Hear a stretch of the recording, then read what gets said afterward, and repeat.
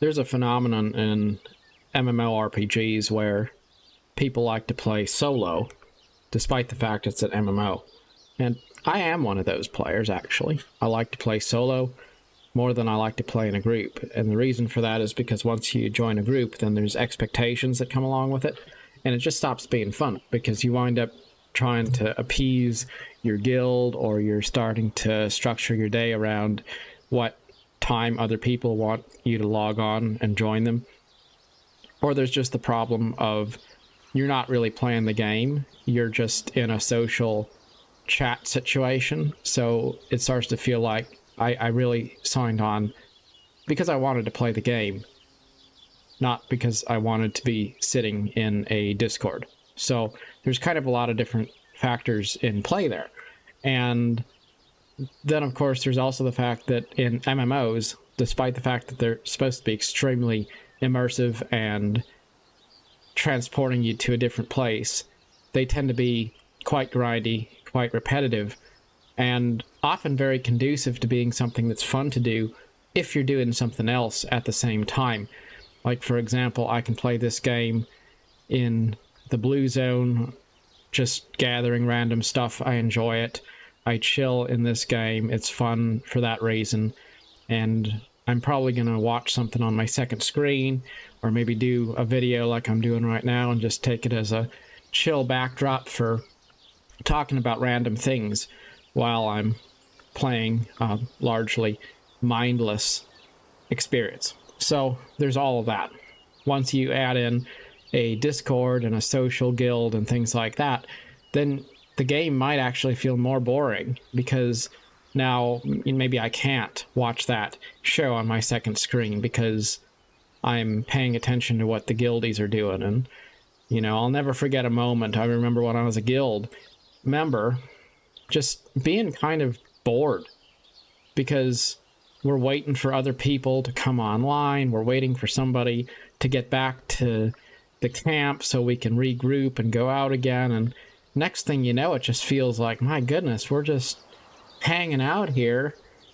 And, you know, I want to go do something in the game. I don't want to just idle my character here waiting around for another 15 real life minutes for somebody to show up, or waiting for people to stop talking so we can engage with the content, or whatever it might be.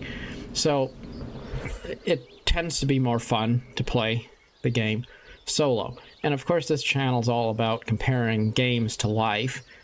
So what about playing solo in life? First of all, there's a benefit to it, just like in the game. When you're playing solo, when you're doing your own thing, you can choose what content you want to engage with. You can choose when you want to engage with it. You can choose how. It's just a much more customizable experience if you are living life on your own terms.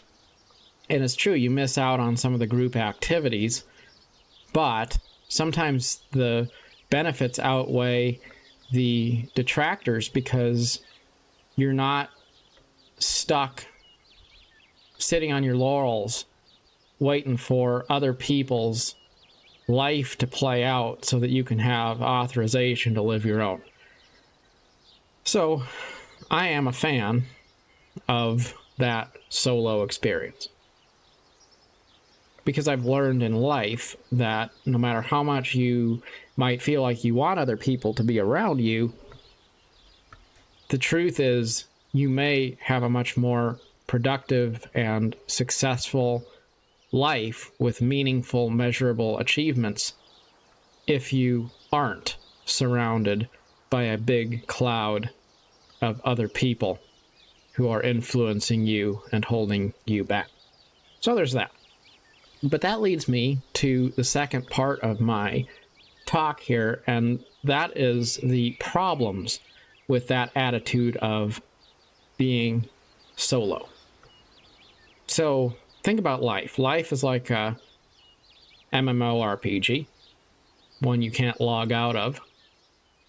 And the whole point of it is to connect with other people in some way, whether that's directly or indirectly. Just like in Albion Online, I could go play with another person, side by side with them. That could be fun.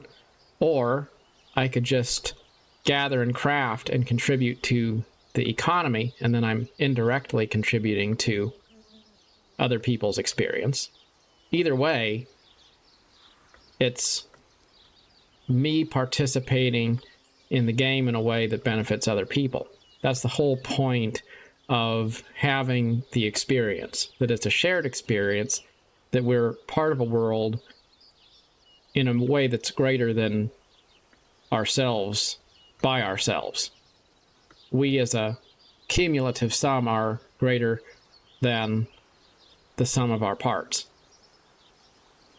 But what about real life and how technology plays a role in changing, to some degree, the way we interact or don't interact with each other? I was walking down the sidewalk earlier today, and there's this lady walking down the sidewalk, and you don't try to run into people, but once in a while it just seems like you can't avoid it, right? So you pass somebody on the street, and what happens? You look at them, you say, hey, good morning. And they look at the ground and scurry by without acknowledging that I'm talking to them. Why is that? Well, it's just this ingrained antisocial behavior that people start to exhibit.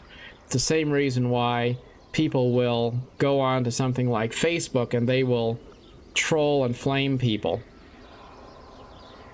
but they don't have any backbone in real life.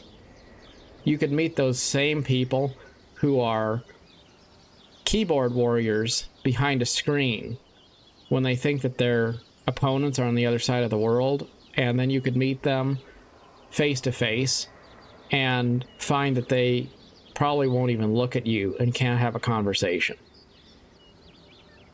Because people have started to be conditioned to using technology as a buffer, as a sort of a shield, a filter, so that they don't have to leave their comfort zone.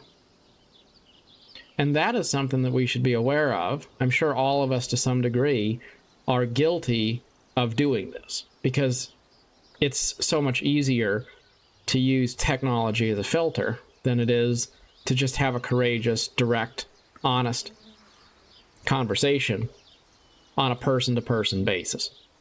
But I guarantee you, the more honest you are in life, the more successful you will be and the happier you will be in life. Because honesty winds up being the best policy.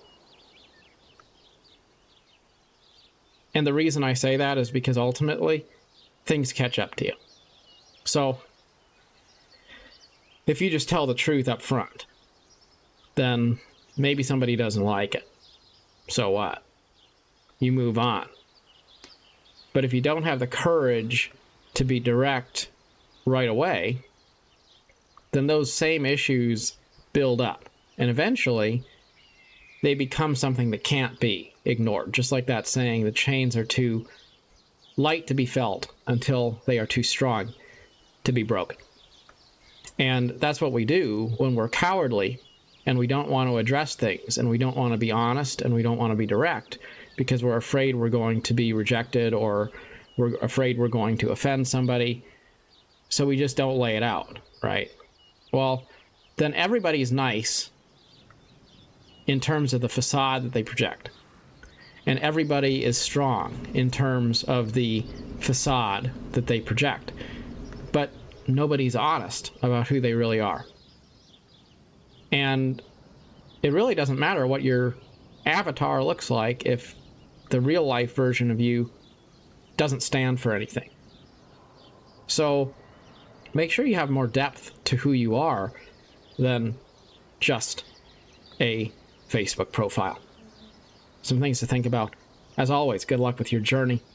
Till next time, thank you for watching.